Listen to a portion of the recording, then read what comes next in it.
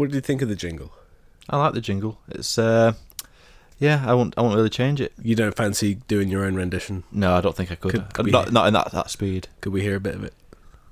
He's have to give me the lines again, but Now come along and listen to us talk with the Bond Jam. Come and listen to us talk with the Bond Jam. That's all I can do so far. Now come along and listen to us talk with the Bond Jam. Go and have a lovely little walk with the Bond Jam. Maybe put it on and go to bed with the Bond Jam. Or grab yourself a slice of toast and spread with the Bond Jam. Hello and welcome to Bond Jam with me, Simon Jeffrey, and I'm joined by the balls queue to my bolus 007. It's Mr. James Turner. Hello, Simon. How are you doing? I'm fine, thank you.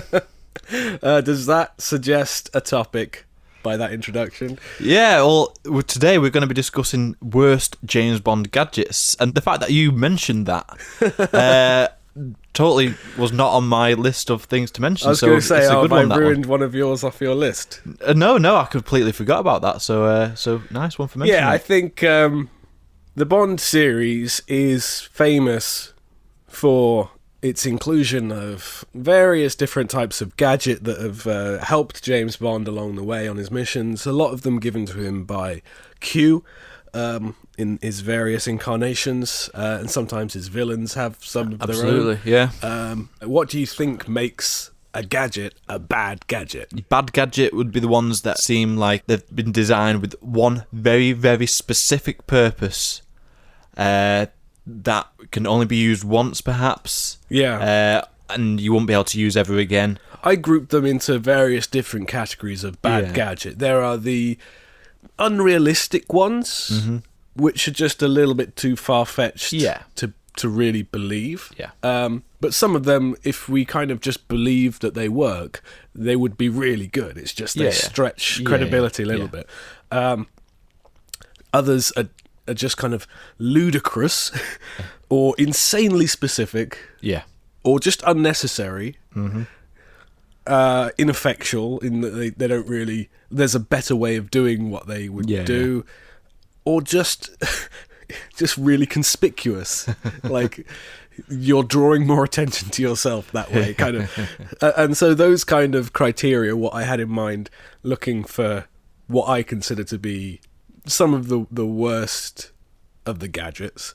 I have to say, I thought it would be easier to come up with a list than it was. Yeah, because you look at the gadgets, and some of the ones that we put under that category of it can only be used once or whatever, they may be really good gadgets to be used in that one-time situation. Yes. Well, it's quite fun to imagine the situation that led to these gadgets being created as well. Like whether they were commissioned, whether M had any say in what Q was up to down in the basement there, or whether Bond said, you know what I could really do with next time is this, or I mean that doesn't seem like that's the way, because he always seems to be unaware of what Q's got planned for. But whether it's just like, Q, you got free reign, do what you want. Well, he did make a fishing boat with their missiles and underwater abilities, for himself, for his retirement. So, which is interesting. If you hear the line that M says in Live and Let Die, I'm sure the overburdened British taxpayer would be fascinated to know how the Special Ordnance Section disperses its funds. The idea that Q's retirement boat is like taxpayer funded. But they exist in a kind of world slightly separate from ours, so they get a free pass on that, I suppose. All right, well, let's kick it off then. Have you got an example of one of your bad gadgets? And maybe we'll take it in turns to talk about them. So I'm going to bring this one up. So this is from A View to a Kill. Okay. So he's at a little party, James Bond, and there's a meeting going on with one of those windows where you can't really see through it, so it has like a darkened tint. Yeah, it's very reflective. Yeah, one of those reflective tints. Yeah, not darkened tints. And so he puts on his fancy sunglasses, which allow him to remove the tint. Well, they're polarizing, which happens. I've got polarizing lenses on my glasses. So he moves a little thing on his sunglasses, and that removes the tint, so he can see what's going on in the meeting. Sounds perfectly reasonable. Yeah. Like I say, I've got polarizing lenses on my glasses. Well, that's Well, Can you tell I've got polarizing lenses? No, I can't tell. No. I think that's where the difference is. Go on. Well, yeah, it's all well and good if you can be able to see in a meeting, but that means everybody who can see out of that window know that you're staring at a window looking into the meeting. Yes, if they had looked up, they'd have seen Bond just staring into the room. Yeah. So it just completely makes those glasses completely redundant. I see what you're saying, but I get the impression that Roger Moore could have styled that out. If they had turned and looked, he'd have just kind of slowly glanced around and, I was looking for the bar. And the idea of him using those glasses to spy on the meeting isn't something that I've ever thought of as being a bad idea. But I will concede that they are perhaps some of the most conspicuous eyewear I've ever seen. Yeah.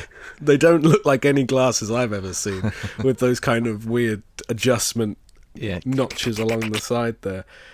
What's quite telling about that is that when Scarpine arrives and says, "Enjoying the party, Mr.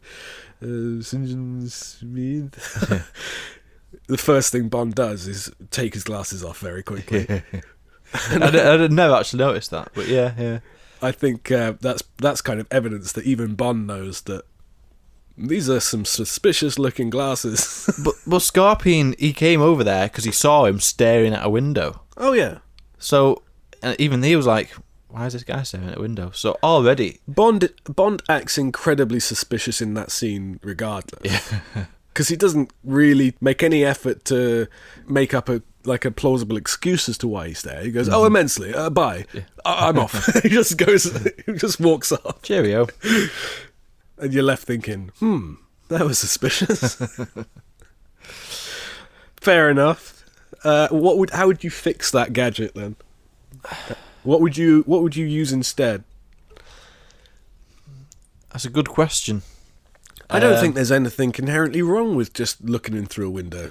No, maybe make those glasses a bit smaller. I think that's it. A bit more cooler looking. Maybe it's just how you direct the scene. Maybe have him not so conspicuously stood there. You could be like mingling with other guests, and whilst other people are talking, he's just like looking over. He'd found a guest to make small talk with and just actually been looking over their shoulder. Yeah.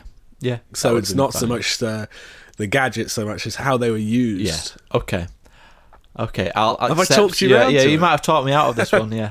These glasses are amazing. I will concede to you though that they are quite conspicuous, and that's why Bond, I think, takes them off quite quickly. Yes. I'll give it to you. Shall I do one? Shall I give you one? It. This is a sort of a kind of blink and you miss it one that's featured in Q's lab. Okay. This is from The Spy Love Me, and it's a camel saddle spike. Yeah, okay. That'll bring tears to your eyes. Exactly. So as they're walking through, I think to the projector room or something, is it? Yeah. Because they're going to examine the microfilm. Yeah, so as they're walking through, it's just one of the many gadgets that is being tested. Mm-hmm. It's a throwaway gag. Yes. But if you think about it, it's one of the worst things I've ever seen. But, yes, that would be a pretty gruesome death if that was to happen to you. When I was a kid, I don't know if it's the quality of the video or something, but I didn't know what it was. No, I didn't know. Because it wasn't on a camel. Yeah.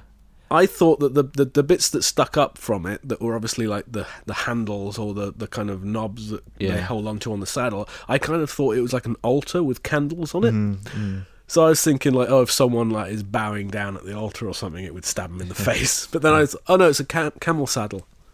Oh, that's even worse. But even though it is a gruesome death, essentially it'd be a good gadget to dispose of a certain enemy. I hear what you're saying. Like as horrible and as... It would be a deadly weapon. Yeah. But who do you hate so much that that's how you want to get rid of him? But I suppose if you're dealing with assassins and stuff like that, and you've got an opportunity to kill somebody, and you can remotely select this... But how do you get the saddle on the camel that they're riding?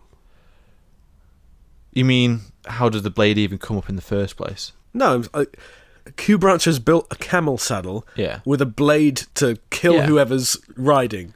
Yeah, okay, so you'll have to put it on a certain camel and get the person you want to kill onto that camel at some point in the mission. You said that with such a straight face. Yeah.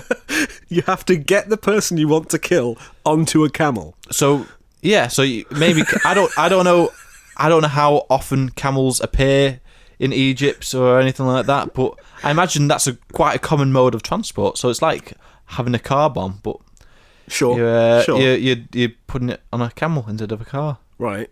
But And not killing let's the camel. just say you have one camel spike saddle Yeah. and you put it on a camel. Yes. Let's go as far as to say you then place someone to be the camel hirer man Yeah. who will saddle up anyone who wants to ride a camel Yeah. and make sure that your target gets on that camel. Yeah. What's to stop him just losing track of which one is the camel spike saddle? Someone else gets on it, and you're watching your enemy ride off on the camel, and you're like, and you press the button. Is that a tiki laugh? Yeah. And then you hear the most blood-curdling scream from somewhere else because you've misplaced your camel saddle. That would be careless. Yes.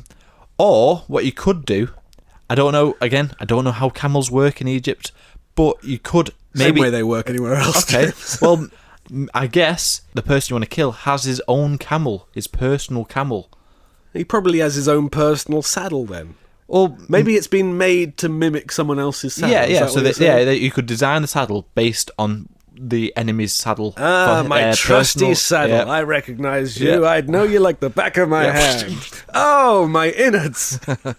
It still comes down to that question. Who do you hate that much that you are willing to kill them like that? That's true. But then again, it's in Q's lab. It's just a prototype. It may have gone through other designs. Maybe Q's just a bit of a sadist. Yeah.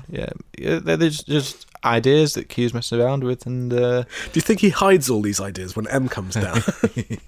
What are you doing, Q? Oh, nothing, sir. So, not a bad gadget, as you say, but just one that raises a lot of questions for me. okay. Have you got another one? I think I'm going to throw another one out here that's quite similar to the camel spike. Yeah. Just in terms of similar brutality Okay. to the gadget. And that is the hand clamp from Diamonds Are Forever. Right. So this is a gadget that we actually see in action. Yep. And we see an enemy fall victim to this. Yeah, so it's when Bond is held being at gunpoint frisked, yeah. and he's being frisked by Blofeld's henchmen. Yes. So this is in the pre-title sequence or pre-credit sequence. So whichever what's you your see. issue with this? I mean, from what we see in the film, it works perfectly. It does, but for me, the reason why this falls under the bad gadgets category is because Bond has to set this and put it in his pocket, and that is a pretty dangerous place to put, because I always put my hands in my pockets.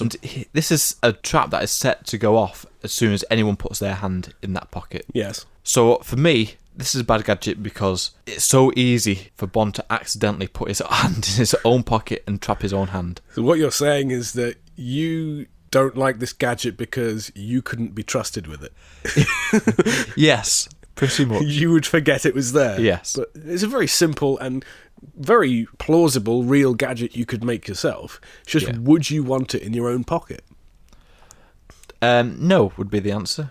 I see what you mean. And I will agree that it's perhaps a bit of a reckless thing to carry about. But it does its job in the film. Yeah. It's just, like, there are so many other occasions where you can imagine it leading to disaster. Yeah, well, I think that's it. The hand clamp is a useful gadget until they go wrong. Exactly. So, what have you got next? Well, I'm going to have to say it, because it seems like we'd be remiss not to bring this up in a worst gadget episode. Yeah.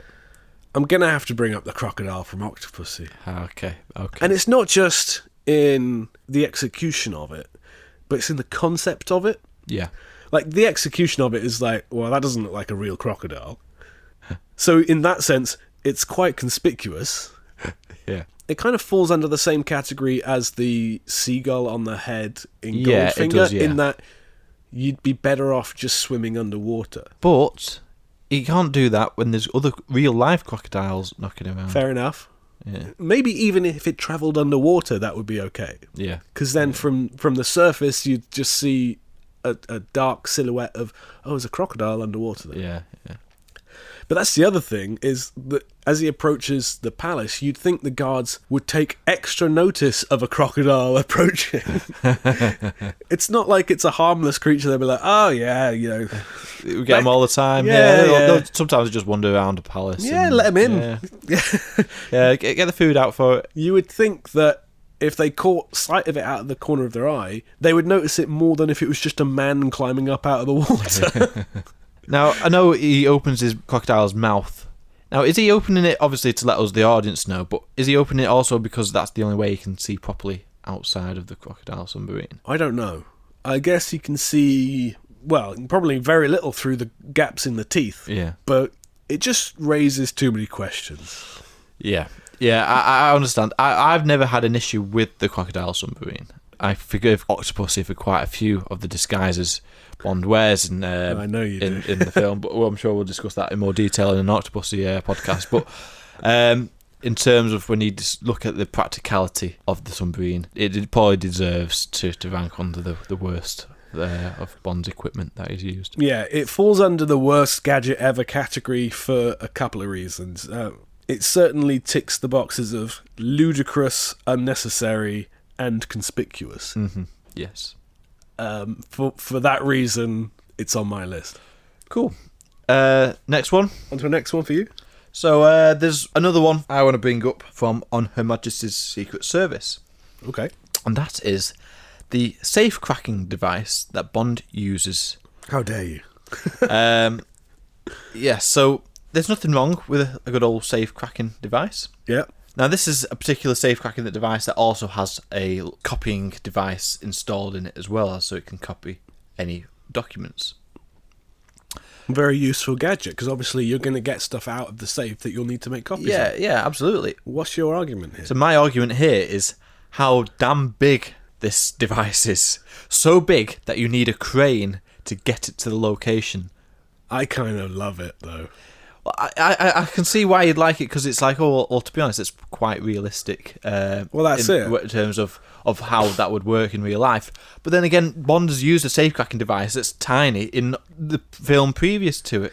Yeah, but that's not the only occasion where something like that happens, where something happens in a previous film and you think, like, why did he only have one and then he never had one again? They've got the technology, and it's like, well, because they are changing direction with the franchise and they're toning down those elements. I understand that, but we're talking here about a gadget that's exactly the same, except it's got an added fax machine. And it's 20 times the size of it. I will admit that it probably could have been a little bit smaller. Yeah. If it had fitted in a briefcase, that would have worked for you?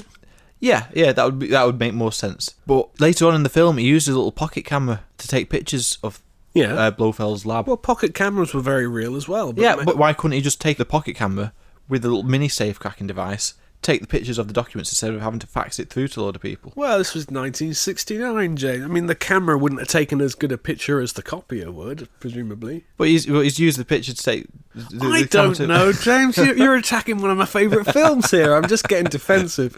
I've never had a problem with it because I've admired the more realistic approach that the film takes. Mm-hmm. And I like that scene for a couple of reasons. And one of them is that it's Bond doing a job and it takes the time to show you him doing it. And it's almost, and I mean this in a good way, but it's almost boring. But I don't know how that's a good thing, but it kind of is. Yeah. Because Bond just has to sit and wait, and I kind of like that. Yeah. But the other reason I like it is because for years I'd never seen this scene. Yeah. When I recorded this off the TV when I was younger, the TV version didn't have this scene. The whole scene in Gumbald's office was cut. Yeah. For time, because that's what happens on TV, at least in the olden days. TV execs would say, well, we've got a 2-hour time slot. We need to fit this movie in. This movie is over 2 hours. Yeah. Cut that scene out. Yeah, ridiculous. Which is heartbreaking as someone who's made films before, the idea that someone would just arbitrarily decide that a scene doesn't matter to the plot. It had a funny consequence of doing that for me as a child watching that film, is that the guy that helps Bond in that scene, the blonde, curly-haired guy that sends the crane up. Yeah. He's in that scene, and then he appears later. He follows them up the hill to the helicopter. We were introduced to him in the scene with the safe. But without that very first scene of him helping Bond with the safe, I didn't know who he was. I didn't know whose side he was on.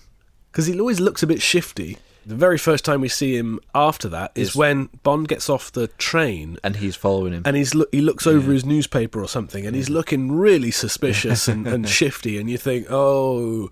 And it was one of those weird moments where I later bought the DVDs where that scene was intact, that I was like, what? This explains so much. And also, it's this weird little moment of the film that I've seen a lot less than the rest of the film. Yeah. And so I have a sort of soft spot for it whenever it comes up, and I like that little Playboy moment that he has where he looks through the magazine while the safe is doing its job. I don't have a problem with this. I will admit that it could probably be a bit smaller, but I like it. Well, if it needs a crane to deliver, then there's something going wrong. That's okay. Yeah, I'll give you that. Reasoning. The next one I've got is from a film I really like, and it's a car. But it's not a car so much as it's one feature that the car includes. This is from Tomorrow Never Dies. Okay. James Bond gets given a BMW 750iL, which I used to not really think much of in terms of its look. I used to think it was a bit of a executive saloon. It wasn't particularly glamorous. No, but it blends in really. Well, that's... I've come to now regard that as one of my favourite Bond cars. For the very reason that Bond is posing as a banker. Yeah. And it looks exactly like a car a banker would drive. Yeah. And I think that's brilliant. I don't know if that was a conscious thought on their part, or whether that was just like that genuinely was BMW's most prestigious car at the time, but it suits the cover that he's using very well, which is why I like it.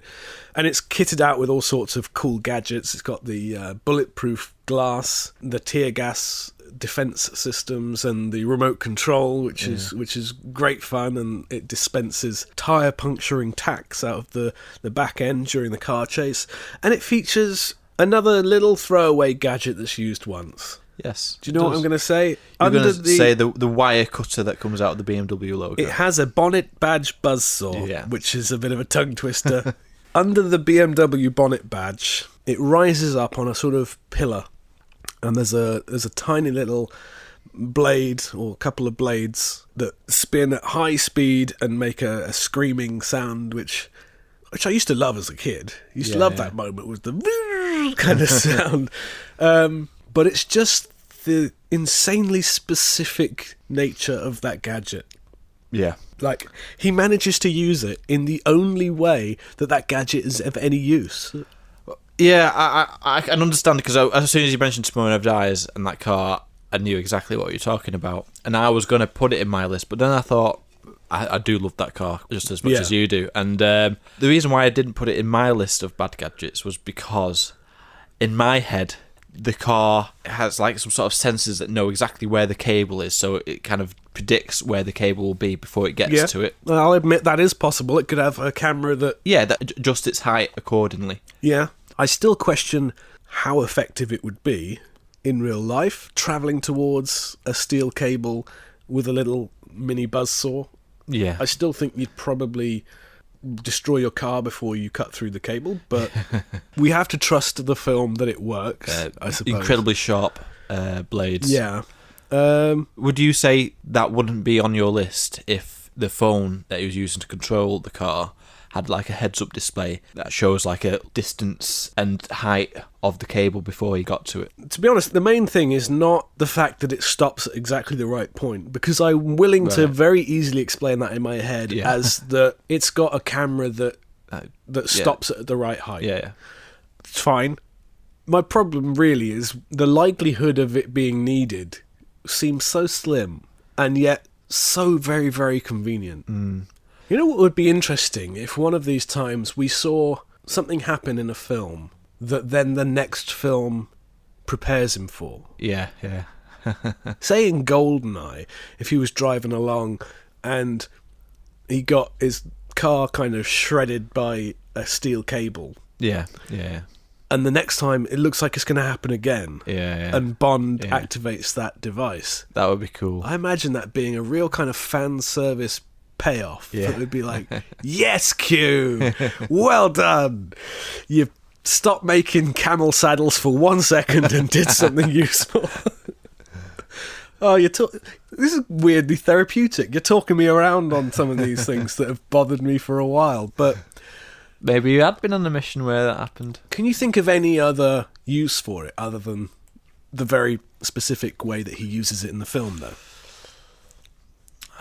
Maybe there's a grand opening of a car showroom, and they've got one of those ribbons, and it's like, well, I'll just show up with my car. This shop is now open. Are you talking about, like, during a high-speed chase?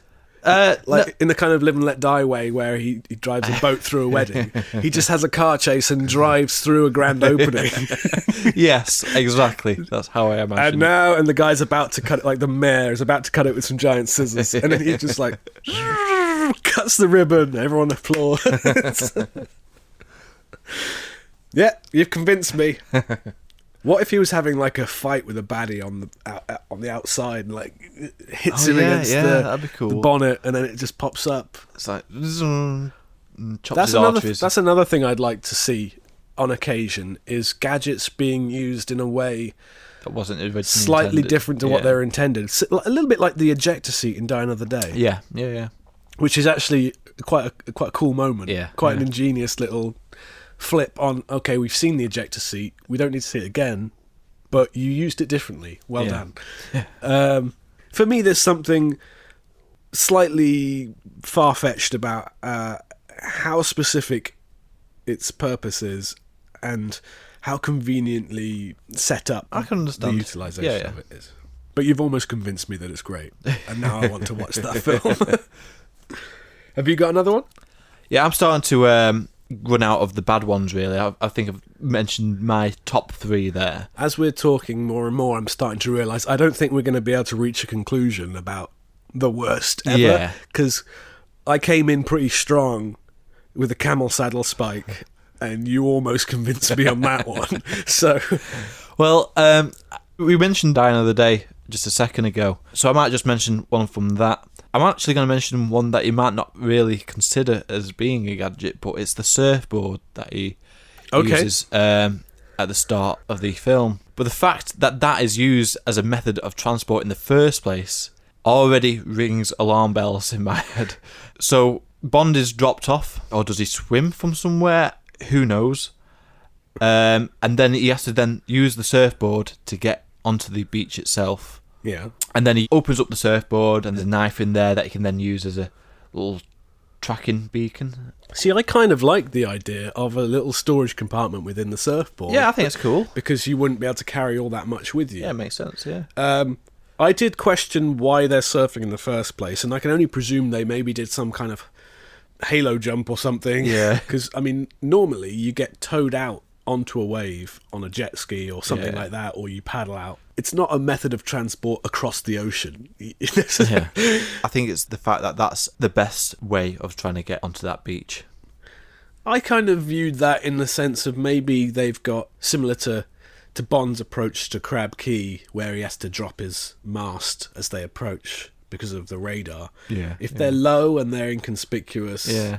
maybe getting a boat up to the shore would have been too conspicuous. Yeah.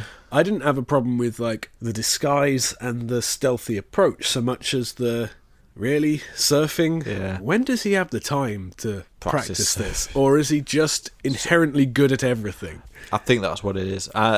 I imagine it's also to brace us for the second bout of surfing that he does later on in That's the a film. thought. Maybe that's a clever little bit of... I say clever. There's nothing clever about that film. Maybe that's a clever little bit of groundwork to explain why he's able to surf later. Yeah.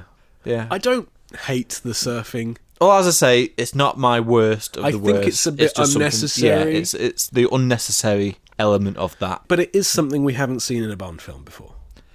Okay, you've won me over. I take the surfboard over the crocodile any day. All right. He could have come in like in a shark costume. Yeah, he could have done. I think there are far worse things in that film than the surfboard at the start. Okay, I've got only a couple left on my list, and they're not necessarily the worst gadgets ever. They're just gadgets that I have a few questions about. Okay. In License to Kill, Q brings Bond everything for a man on holiday. A little suitcase of gadgets that includes exploding alarm clock, toothpaste that's like plastic explosive that he uses later on. Yep. And then Pam takes out a Polaroid instant camera to take their picture. In a suitcase that Q has already explained is full of things that look like one thing but do another. Yeah. Well, she's pretty stupid in this scene because she should know better. Well, yeah, and that's partly the problem with the gadget, is that it makes Pam look a bit stupid. And I like Pam in the rest of the film.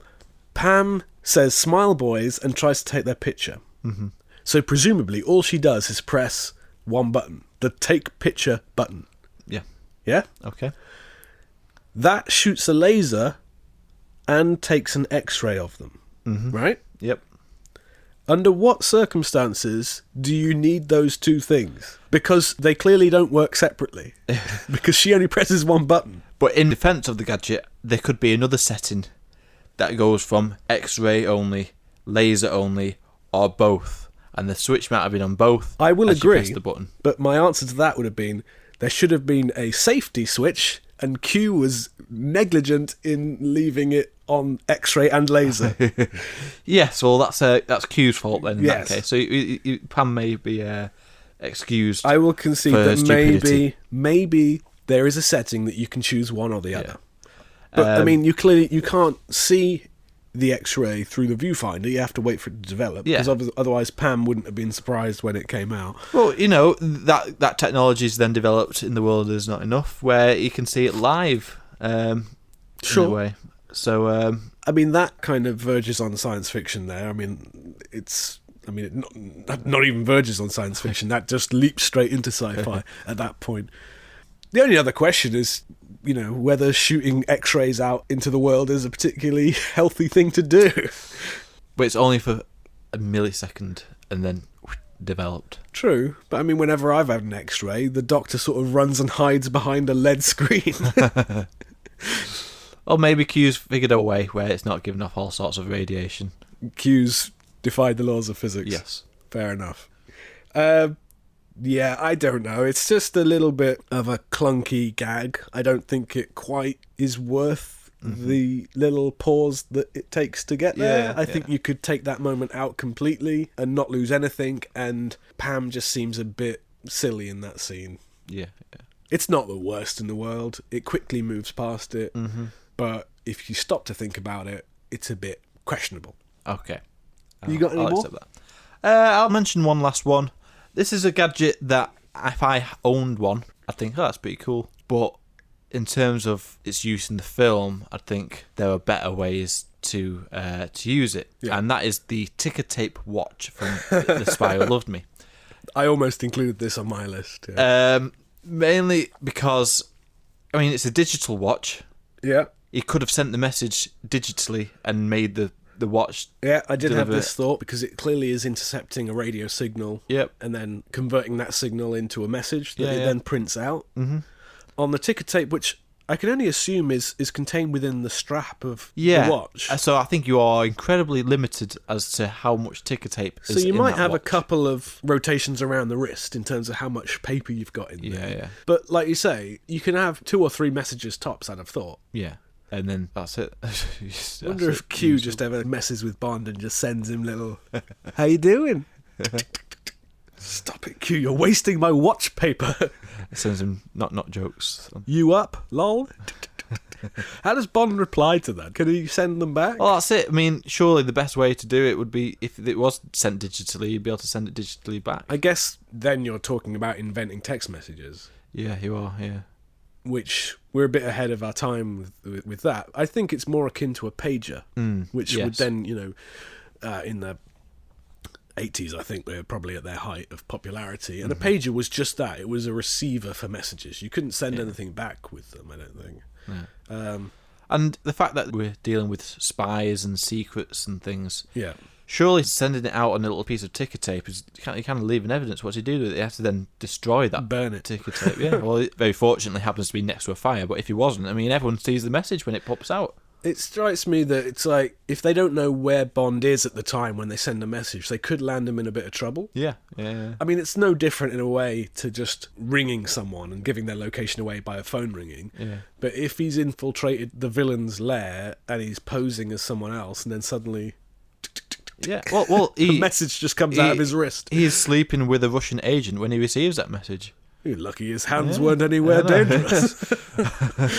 But that message could have said anything and be in Russian hands. Better be in their hands than elsewhere. Indeed. I'm sorry. I have a few more on my list, but I might just gloss over them quickly. I don't think there's much to be said about this. The gondola in Moonraker. Okay, yeah. Good one. Yeah, I agree. Should be up there. It's rubbish. Yeah. Or down there. I don't really even understand how it's even there. I mean, it must be a Q-branch gadget, but he gets in it as if it's just a regular gondola that was waiting there for the public. Yeah. And then suddenly it's got gadgets. And why would he have the hovercraft function on that? And then that's it. Once it gets out on land and it starts travelling across the square, it's so conspicuous. It's not that quick. You could outrun it. And then what are you going to do? He doesn't go back in the water with it, does he? It kind of ends there after the double taking pigeon. Yeah. It's just rubbish. Yeah. I don't need to really it is rubbish. Fight that argument too much. I agree with that one. I just want to address a couple of the more throwaway blink and you miss it bits from Q's labs throughout the series. I haven't got that much to say about some of them, but there's a bit in GoldenEye where there's quite a few of Q's gadgets going off here and there. There's a phone box that gets filled with an inflatable balloon, which in theory could be put to some use in a similar way to the revolving sofa from The Living Daylights that traps whoever sits on it inside. But there's another bit in GoldenEye where there's just a guy at an office desk and then he just blasts through the air on an ejector seat. And he's like, what? Well, those sort of sequences is why I used to love the Q-Lab sequences, seeing the random things happening in the background. But why would you ever need to eject someone in an office? He pressed the wrong button. Well, that's it. So it's like, if you try and adjust a chair, you'll get ejected. Yeah. What good is that? Like, how many... Ejected to where? Just thrown across the room and crippled. You'd get up with like a broken leg and just be like, what the hell, Q? Okay, I've got one to finish on. Okay. And it's from Die Another Day. Okay, right. And it's not the invisible car. Right, okay. What gadget is the one that... It's the virtual reality simulator. Right, okay. I was worried at the start because I thought you were going to say the Sonic agitator ring. No, which I was thinking about that. I really like that. I think that's almost... That's more of a classic Bond gadget. Yeah. From you can imagine that in a Timothy Dalton movie or a Roger Moore movie, you know. I'm glad you didn't say that. But yes, the VR glasses. Yes, and I genuinely think it's brilliant in concept. And nowadays especially, the idea of training in virtual reality is not in any way laughable or far-fetched. No, not at all, no. The fact that it's so perfect is, I guess, just you have to give them that little extra leeway. So... I don't have a problem with the fact that it looks really real and, wow, that's a really brilliant likeness of Judi Dench and all those characters. I think it's a brilliant way to train. I think it's almost done like when we see the kind of volume that he's training in. It's a nice empty space, which is kind of believable. I don't know quite how the motion tracking works, but maybe he's got cameras or sensors on him. I'm willing to believe all of that and think, yeah, it's a cool little scene. I really like the idea of the misdirect of, you know, something going down at MI6. Yeah, because we're given the establishing shot of MI6 and you think he's back in his office, then there's some sort of terrorist attack. And then it really makes sense that the fact that the very first thing they would do when he comes back to work is to put him to train, him through training again. Yeah. I love the idea of the misdirect. I think it could have been done slightly better. The whole misdirect of that scene is that it looks like there are terrorists at MI6 and Bond overhears them and has to intervene. And that's a great little setup, and I love that you're led to believe that it's real until it stops and Q walks in. The only thing I think that ruins that little reveal early is the fact that we see Moneypenny dead. Yeah, and that takes it out of you. Because immediately then, at that point, and the fact that it's not really given any weight to that reveal, it's kind of like, is this real? You immediately start thinking, this can't be real already. It does have a certain shock value to it. If you believed that at the time, you'd think, wow, that's a real ballsy move. Yeah. I love how you also got Robinson help. Yeah, it's great. And I love the idea of it, I really do. And if they had left it at that, with how it pauses and John Cleese comes in, I'm not sure why he appears in the virtual reality. Like, if I had virtual reality goggles on, I wouldn't be able to see you if you walked up to me. No. But he somehow walks into that field of view. I think the design of the glasses is a little bit too slick and sci-fi and post-Matrixy black sunglasses kind of design. I'd have liked maybe a little bit more of a headset and maybe a little bit more detail paid to the mechanics of how it works. Maybe if he had him on a kind of multi-directional treadmill or something like that, with motion tracking cameras like they do mocap filming on. I'd have loved those little details if they'd done that. If they'd left it there, I wouldn't have had any more complaints. It would not be on this list. The scene with Moneypenny at the end, though, it pains me. It leaves a real bad taste in the mouth, the last few scenes of that film. It's kind of an insult to Moneypenny's character. They throw away the integrity of a character for a joke. Yeah. And I'm not saying that Moneypenny isn't allowed to have sexual fantasies, but she's not been built up like that. In GoldenEye, she's been on a date with someone else when she's called into the office. In Tomorrow Never Dies and The World Is Not Enough, she's matched Bond quip for quip and fended him off and deflected him and thrown his gifts in the bin and dismissed his innuendos about, phallic-shaped cigars and things like that. And in Die Another Day, she's become a kind of simpering, lustful, the sort to sneak into Q's lab and program this simulation to allow her to act on her sexual desires with Bond. I'm not even going to get into why that's even possible in a training simulation at all. I'll tell you what, I will get into it.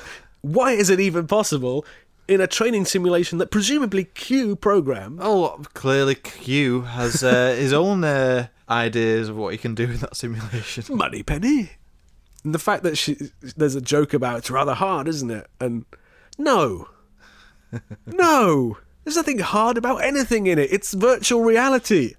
And the implication that she can somehow be laid on a desk and feel things, that's not how virtual reality works. Yeah. It's just when you undercut the integrity of a scene or an idea or a character for a crass sexual joke.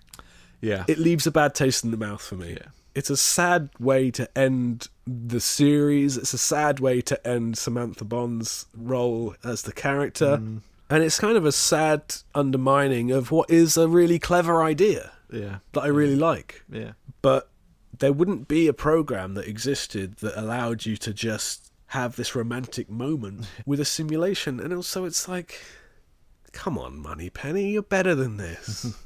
That's all I've got, though, on my list. Don't know about you.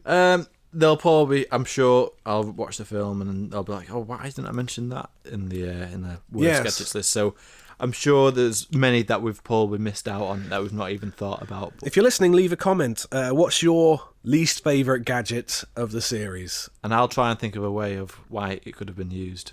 James will try and defend it to the end of the earth. Yeah, I don't think I've reached any conclusion as to what the worst gadget ever is. But those are some of the... Just for how wound up it got me at the end of that conversation, I'm going to go with the virtual reality simulator, even though it breaks my own rules as to what makes a gadget a bad gadget, because if it was able to do that, then it would be a great gadget. Yeah. And they'd be flying off the shelf. I'm going to say the bowlers from the bowl. You didn't even mention the bowlers. Well, the fact that you brought that up made me realise how. What's your issue with the bowlers? It's just the fact that you have to be not only incredibly expertly skilled at throwing those things, it has to go round somebody. Not necessarily. I mean, it'll explode wherever it lands. They just happen to use it around someone's neck. Okay. So you're going to stick with the bowlers. Okay, no, I'll go with the glasses then. I still haven't been won over by. I almost went for the X-ray specs from The World Is Not Enough. I love the X-ray specs. So. Well, that's it. If they were real, they'd be great. And as a kid, I thought it was so cool. Yeah. I look at them now and I go, that is the most late 90s thing I've ever seen. They don't look great. But the virtual reality is not the worst gadget ever, but it's perhaps put to the worst use. The worst gadget is probably the crocodile. Okay. I like the crocodile. It's okay to like it. What do you think about the crocodile? Anyway, let's play games with James. Let's go for it. Games with James. What have you got in store for me today? This is On Topic. Okay. This is the Guess the Gadget by the Sound game. Wow, this should be interesting. Right. I've got about 20 of these. Are you ready? Okay, yeah. This is gadget number 1. Oh. Do you want it again? Yeah, one more time. God, I should know this. One more thing, James. I need a correct and an incorrect sound from you. Let's have let's have a correct sound. Excellent work. And that's actually meant to be Robert King, by the way. When he goes, excellent work. Yeah. That is obscure. Yeah. And let's have a sound for when you get things wrong. Oh, grow up, 007. Okay. Is it the escape pod from The Spy Who Loved Me? Oh, grow up, 007. That is incorrect, James. Go on. It is the Aston Martin DB5 sat-nav from Goldfinger. Really? All right. I wouldn't have got that, actually. No, okay. Okay. Number 2. Okay, so I'm going to say this is Bond's Z8 getting sawn in half by the buzzsaw helicopter. Oh, grow up, 007. Oh, wow. I really thought you'd get all these right, and that is not it. Oh. What? Have a listen again. Right, I'm telling you now, that's the same audio used in this file in The World Is Not Enough. That is not. Go on. That is, in fact, the Polaroid camera laser. Really? From License to Kill. That sounds like it's saw sound. I can hear it now, yeah. Ready for gadget number 3? Come on, you can do this. Okay. What? And again? I have no idea. I'm just going to say it's the mini breather that he uses in Die Another Day. Oh, grow up, 007. That's incorrect, James. It is a torpedo from the Lotus Esprit. Oh my, yeah. Okay. Listen again. Yep. Okay. I'm getting the hang of this now. You can get this one. Number 4. What? Go on. One more time. Have a think. I'm gonna go with the water cannons from Is Aston Martin in Thunderball. Oh, grow up, 007. That's incorrect, James. This is the dart fan from Tomorrow Never Dies. Oh, right. Okay. Yeah, I'd never have got that. Maybe this is more difficult than I thought. It's hard. It's really hard. Okay. You ready for this one? Yep. Gadget number 5. Okay, I should be able to get this one. Just do it one more time. So it's some sort of grapple device. Go on. So it's not the grappling hook watch from The World Is Not Enough. I know that for certain. There's a chance it could be his belt buckle from GoldenEye. So I'm going to go with that. Oh, grow up, 007. You're very close. It's not, though. I'm so sorry, James. I really want you to get a point. It's not. It's his grappling hook gun from Diamonds Are Forever. Oh. You have all the grappling hooks that I could have used. You ready for gadget number 6? Yep. Sounds like something that's hitting something. It's like a knife hitting a door.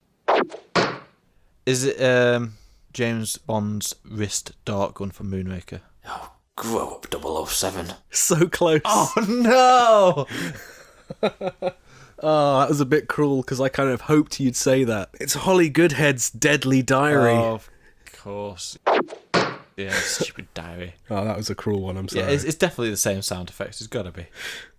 Gadget number 7. I feel like I can get this.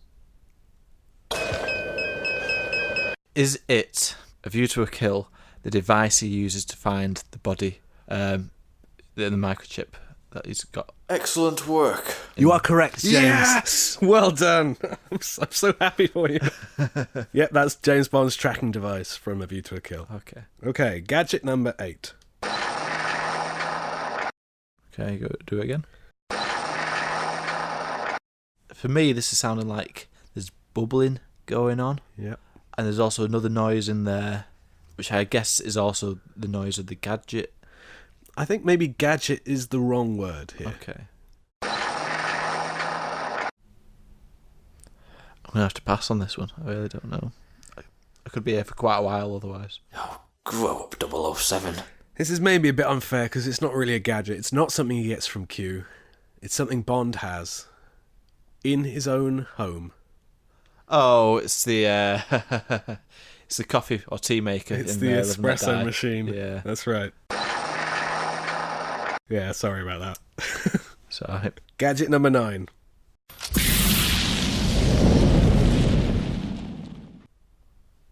Do it again. Okay, so this is sounding like some sort of flamethrower type device. I'm going to have to say, is this the flamethrower part of the bagpipes that's in The World Is Not Enough? Excellent work. It is correct. Yes. Well done. I'm so happy when you get them right now. Okay, number 10. That is the ticker tape from The Spy Who Loved Me. Excellent work. Yes. Well done, James. Yeah, thank you. Number 11. That's the shortest gadget sound I've ever heard.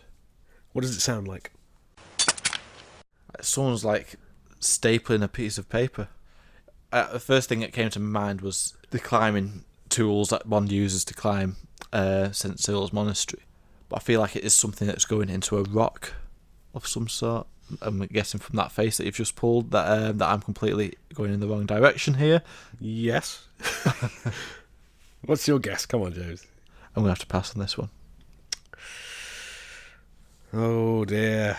Grow up, 007. I actually have a second version of this with what I think will be the reveal. Okay. Do you want to hear this? Go on. Ow. Okay, yeah, I'd never have got that, but yeah, it's the thing that implants into Bond's arm in Casino Royale. It is Bond's tracking device being implanted in Casino Royale. So not something being fired into rock, yeah, but into Daniel Craig's arm, which is the next hardest thing. Yeah, I was going to say in nature. Okay. Yep. Number 12.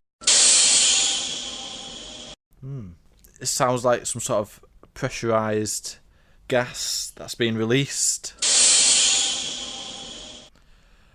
I'm just going to take a wild guess here.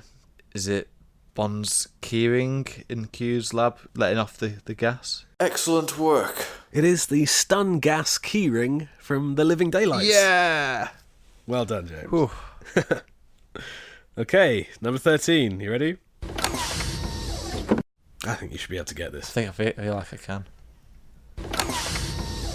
What does it sound like? What's something opening. Right, okay. Something electronic that's opening. I mean, my first instinct was Die Another Day as soon as I heard it. It sounds like something that would happen on one of the cars from that. Is it the guns coming out of the Aston Martin in Die Another Day? Oh, grow up, 007. Incorrect, James. However, it is Die Another Day. Yeah. And you're going to kick yourself because you were talking about it earlier. What? Oh, it's the surfboard. It's the surfboard opening. Right. It is something opening, so you're right in that respect. Okay, number 14. Okay, so this sounds like some sort of... I mean, this actually does sound like a grapple. But this feels like it's hitting somebody. There's also water playing in the background, so there's something happening near water. I was going to say it's the harpoon that he uses in Thunderball. I think you got the point. Oh, grow up, 007. I'm sure you'd have got it eventually. It's from For Your Eyes Only. Stinging in the Rain. Oh, of course. Yeah. It's the umbrella trap. Umbrella trap, yeah. Yeah, I would never have got that. It does sound like a grappling hook, though, doesn't it? Yeah, it does, yeah. This is gadget number 15. See, I'm embarrassed if I get this wrong now. Go on. Is it the identigraph from For Your Eyes Only? Oh, grow up, 007. Oh, god damn it. I feel like it's some sort of device. Yeah. Should I tell you what it is? Yeah, go on. It's the safe cracker from Moonraker. Oh, I was going to say some sort of safe cracker. I was going to say the safe cracker from On Her Majesty's Secret Service. Okay. You will get this one. 100% you'll get this one. Here it is. How am I meant to get that? It's just what little ding noise. Come on. Is it Bond's magnetic watch in Live and Let Die? Excellent work. Oh, well done. It's Bond's watch attracting M's spoon Yeah. and nothing else. Yes. Not as the rest of his cutlery or... Not Miss Caruso's dress from inside the wardrobe. I always think having that powerful a magnet strapped to your wrist would get stuck to stuff. Yeah, you're right. More than you would attract stuff towards you. Moving on. Sounds like someone's chewing on something, having a bit of a munch. Is it loud enough through your headphones? Yeah, it is, yeah. I was just looking for excuses. Is there a reason that you're so bad at this? No, it's been too low the entire time. It doesn't sound like a gadget at all. Any guesses? No, I can't even guess on this one. I have to pass. Oh, grow up, 007. It is from On Her Majesty's Secret Service, and it is Bond's miniature camera. I would never have got that. Never mind, James. Next one. Yep. Oh, wait a second. I know this. Oh my god, why can't I not think of this? He's unlocking something and it unlocks. I should get this. I should be able to get this. I've been thinking that the whole way through, James. Can you narrow it down to an actor? Or an era, perhaps? Do you think It's it's... the modern era. Is it? Maybe I'm stuck thinking it's the modern era and it's not. I'll help you out. It's Roger Moore. Okay, that narrows it down a lot. It's the card that he uses to unlock a window in Stacy's house in A View to a Kill. Excellent work. Well done, James. Okay, penultimate one. Yep. And I think you should get this one. That is the invisible car from Down of the Day. Excellent work. It is the Aston Martin Vanish from Down of the Day. Too easy? That was an easy one. I wanted you to get some points. And the final one, James. Gadget number 20.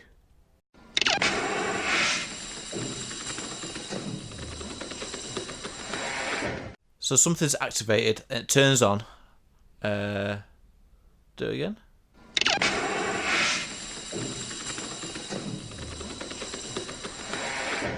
It's almost like it's inflating. I'm going to have to say it's the chair that Whispers sat on in Live and Let Die, being inflated. Oh, grow up, 007. That's incorrect, James. Oh. I actually have an extended clip. Oh, God. Would you like to hear it? Yeah.